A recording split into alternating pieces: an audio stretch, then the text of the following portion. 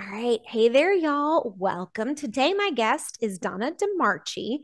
Donna went through my 16-week program, and then we've been doing, I think, roughly once a month check-ins. And so total of almost a year of us working together.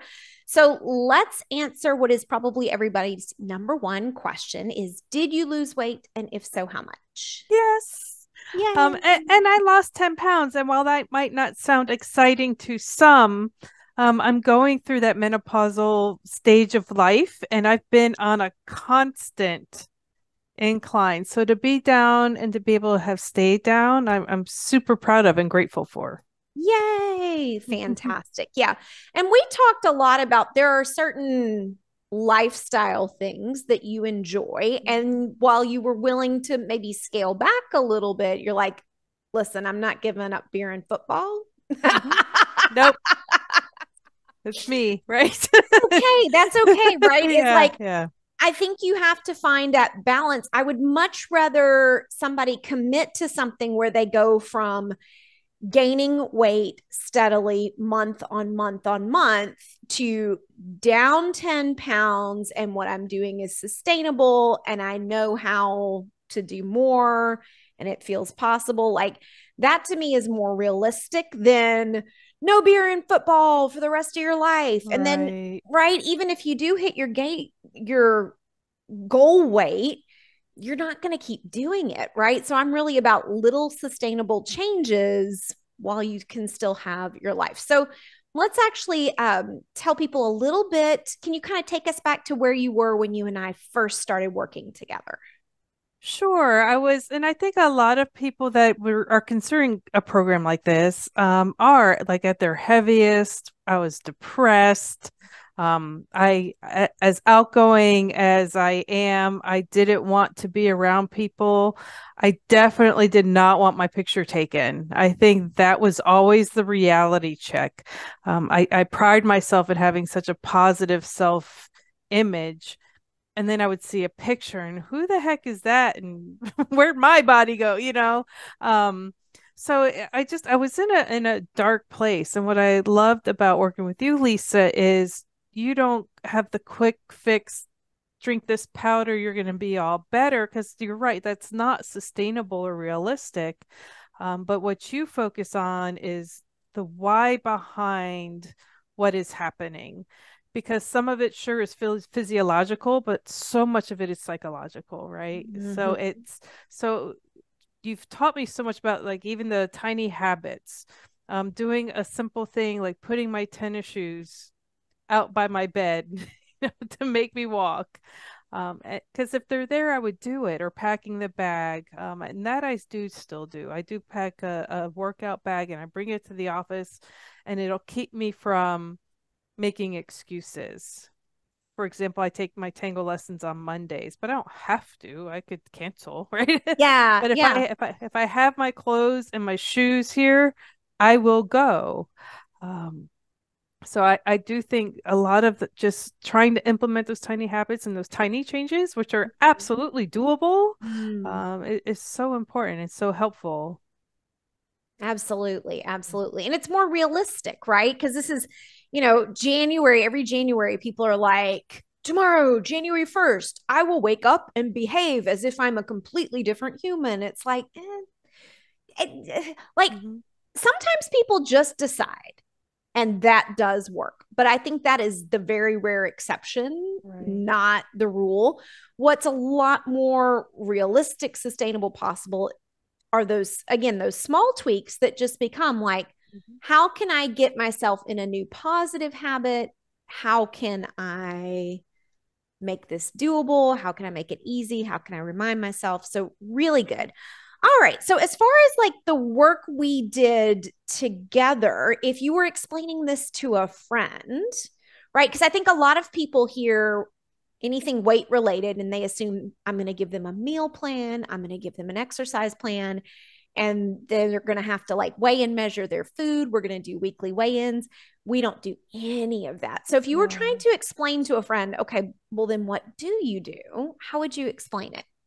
Right. And it is, like I mentioned earlier, a lot about exploring that why, but you have a lot of tools in your tool chest that help us to get there. I had some previous experience with the EFT, but I hadn't done that, and I'll let you explain what that is. But I hadn't done things like that in a while. So, but I do think most of us have heard at some point in our life that our conscious mind is just a small piece of what we are doing day in and day out.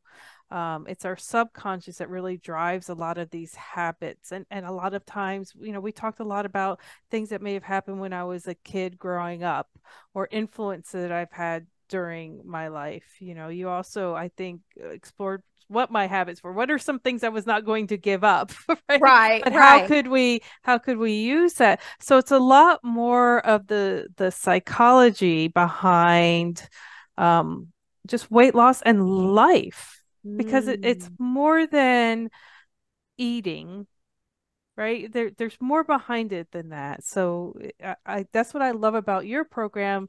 Like I said, it's not the powder, it's not the pill, it's not the patch. Most of us that are at this point in our lives have done all of that and had right. success, but then as soon as we stop it, we change. So it's about, okay, how can we change our mindset and some of those little habits? So that's what your focus is more on, so much more than the quick fix. Perfect. Eat Perfect. celery every day. Right, Right. right. And again, if somebody loves celery, then knock Yeah. yourself out. But if Yep. you hate I've got it celery, in the fridge. Yep. I yeah. love it. Yeah. And again, right, like I had it, Mhm.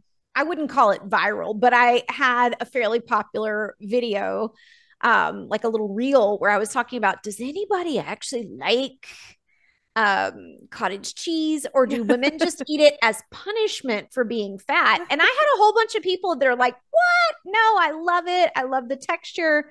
I love the flavor. I put this thing in it. So, like, if you love cottage cheese, eat the cottage cheese. But if you're Right, eating right. cottage cheese as punishment, there are other things you could eat that you might actually enjoy that are also healthy choices. It Beneficial, doesn't, right? yeah, yeah, it doesn't have to be like that. So, um, and we may have covered some of this, but is there anything else in terms of takeaways, maybe things that apply?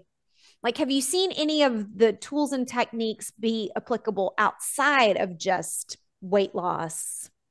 Oh, And yeah, absolutely. yeah, I think we're as busy women, especially, not that men can't work with you, and they should, but your target audience is more women.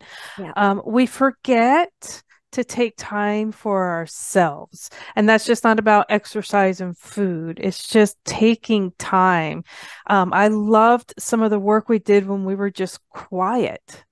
As awkward as that can be, we have to allow ourselves to just be and be in the moment, right? And let things sit with us so then we can explore what that feeling is. So you taught me a lot about that. And I have used that, just when I feel like everything's frenzied, is frazzled. It's like, okay, let me sit with this emotion for a second.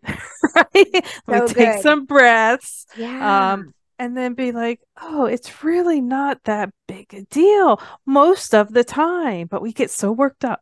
yeah, So I do think a lot of the things that you teach apply to so much more than just weight and food and exercise, but just in giving ourselves that grace and that time and that space to explore, feel.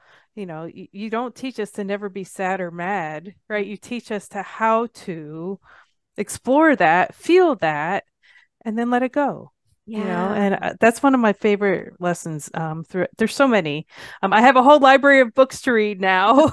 you know I always have so, more recommendations if you so run out. every Yeah, time I'd be on Amazon buying the reference. And that's the other thing, it's not like you've made this up, right? You've done the work and you've done the research, and it's all science based, and that I think is super helpful for others to know too.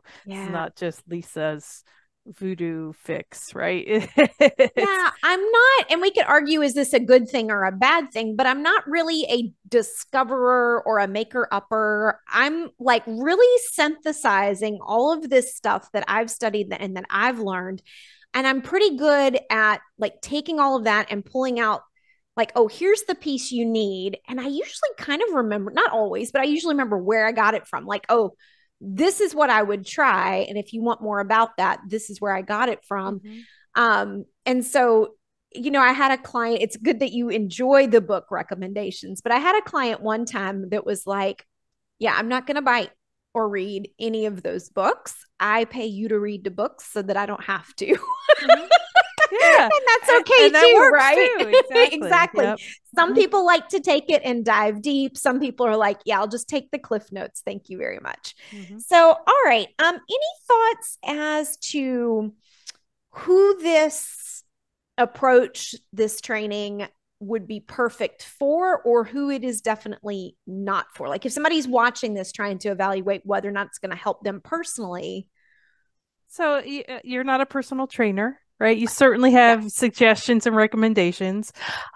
It's not for, but I don't want to say it's not for the person that's not willing to explore their feelings, but I wish they would consider that, right? So Mhm. it's really for this person like me. One of my favorite, and I'm sure I've mentioned it to you before, motivational leadership coaches is Simon Sinek, and he talks a lot about the start with why. And I think that's a premise behind a lot of your work, right? Is figuring Mm. out the why behind whatever it may be.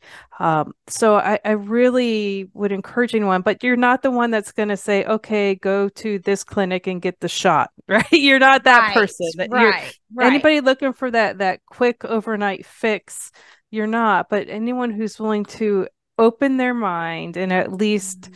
consider the why behind what's going on, because I think, you know, anybody, you'd be surprised and how easy it really is to make some of those incremental changes, especially once you understand the why, to help get yourself back on the right track.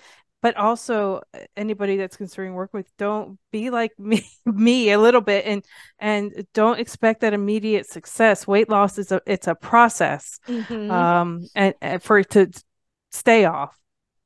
So be prepared to put in the work, and stay the course, right? If you don't lose a pound this week, you're going to lose two next week. Like don't let that kind of stuff stress you. Yeah, But absolutely.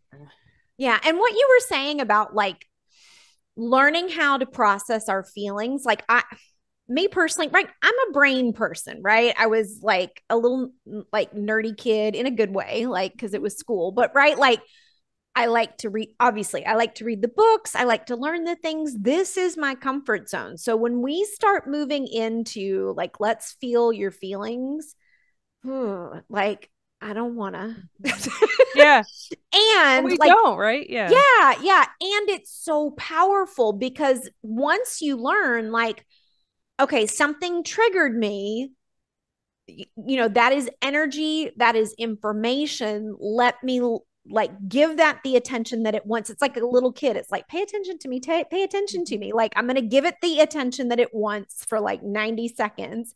And then I'm okay. Then we get the smart part of the brain back online, and we're not making decisions from a place of like fear and panic or anger or whatever.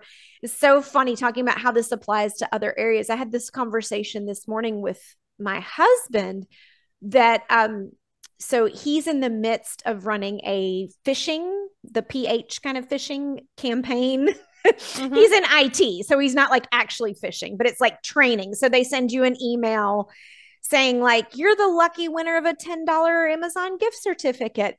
And he was going through and looking, the software that they use to run those kind of randomizes, and he was looking at what email was going to go out to what person he knows at work. And he's like, oh, she's going to go for that one. That one's not going to work on him. But he could really tell. And we were kind of talking about that. And it's when we're emotionally triggered, Yeah. right? So, like one of his friends at work, this was one of the prior campaigns, got an email from Amazon. And immediately his reaction was like, oh my God, what has my wife bought now? Right. Yeah. And so, of course, he clicked on it because you get into what my husband calls the lizard brain, right? Yeah. If your first reaction is emotional, you're going to go for it, right? Like, so we, and again, on some level, we know this. We like, Yes.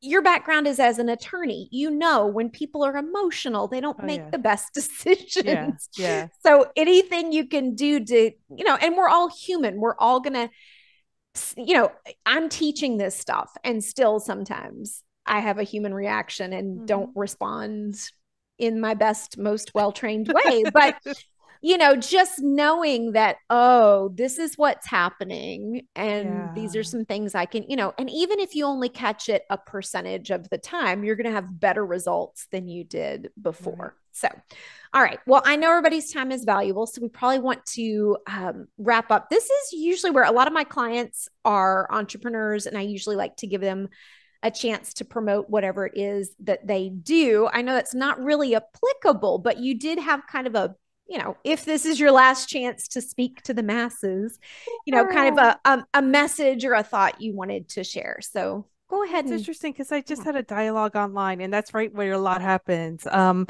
I just want to give a little plug, especially for those of you that have younger children. Although if you're like me, we're in our menopausal stage, grandchildren, right? Or I have Right. grandnieces and things. It's just such a powerful influence that music has had on my life. I was a band nerd. My bachelor's degree is in music education. I was supposed to be a band director until I did it for 2 weeks for my student teaching and said, no, I'm not going to do this. Right.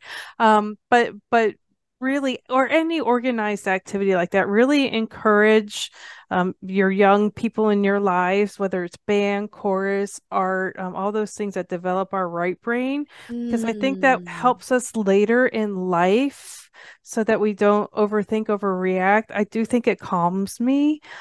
So it's so influential. One of the things that I do, if anybody's looking for somewhere to donate, I do donate to the local high school band programs. I'm very passionate about that. Or if your kids have gotten out of that band phase and you have spare instruments laying around, let me know. I have plenty of band director friends that could use them. South Fork High School, I know, is in desperate need of instruments. So if you have any of those old instruments that you're not going to play, I encourage you to try. But if you're not going to play it anymore, please reach out to, and I know you have clients all over the world. Just reach out to your local band programs because I know they could use them. That's a really good tip because you wouldn't want somebody to not have the opportunity to have that experience because their parents couldn't afford the instrument, right? Like that's not Right, really fair. So if right. people aren't using it, if you've got it in the top of a closet or under a bed Mm-hmm. or whatever, if that's something you can donate back, then somebody else can have that experience that otherwise Yeah. wouldn't have been able to. And I do think I was a band kid. I was never very good. I was never really into the practicing part. Mm-hmm. Um, but learning to read music, learning to hear the different instruments, knowing like that's a trumpet, that's a trombone. Like I find then when I go to a concert or performance or even just listen to something, I'm able to appreciate it a lot more when you can kind of discern what's going on. The other thing too, and I would have to Google this to even try, like I don't even have in my brain what the science is, but there's something about that experience of a group like being engaged in an activity and even just breathing together. I think this is part of the idea behind yoga. There's something about that like entrainment, that attunement that does something for our nervous system. Again, I'll have to Google it because now I'm curious. Oh yeah, But that's it interesting. it Makes really sense does, though. yeah, Mm-hmm. it really does something for us as well. So, getting, and that would be a point too, is right. Like, what are some ways if someone really loves that as a piece of self-care? Are there ways? I know everybody's busy, but maybe as kids go off to college, are there ways to bring that back in? Is there an adult? I think there's like an adult symphony here, although it's probably people that have No, kept it up. I But played with a local community band until the pandemic. Unfortunately, it disbanded, but there are local community bands for adults of all levels. yeah, yeah, So I picked it back up probably 5, 6 years ago. yeah, yeah. And for the, choir, to me, it's easier because again, you Yeah, just kind of you can show up sing. and sing. Yeah. Yep. There's no expectation that you're going to practice and learn your part at home because that's not going to happen. But that for me, and it's not something that I've gotten involved in or I'm in a hurry to do now, but I've done it at, different points, high school and college. And that's something that's so easy to, almost every church has a church choir. Mhm. Now, It might not be very good, but No. but right, it's that experience of Right. like, and we need that. We really, we have all gotten more and more isolated. And especially as we get older, kids move away, maybe friends retire. Luckily, everybody's friends are moving to us in Florida. But, if you live up north and your friends are moving away or whatever, it can be easy to get in our rut, in our routine, and get isolated. So, looking for some of those things and adding them back in, it's really Yep. good for health. So, all Yep. right, fantastic. Well, Oh, thank thank you. you. Yes, thank you for being here. And to those of you who are watching, if you're interested in learning more about my programs, what I offer different things at different price points. So if you look and you think my thing is too expensive, stay on the email newsletter. There are going to be different offers at different price points coming.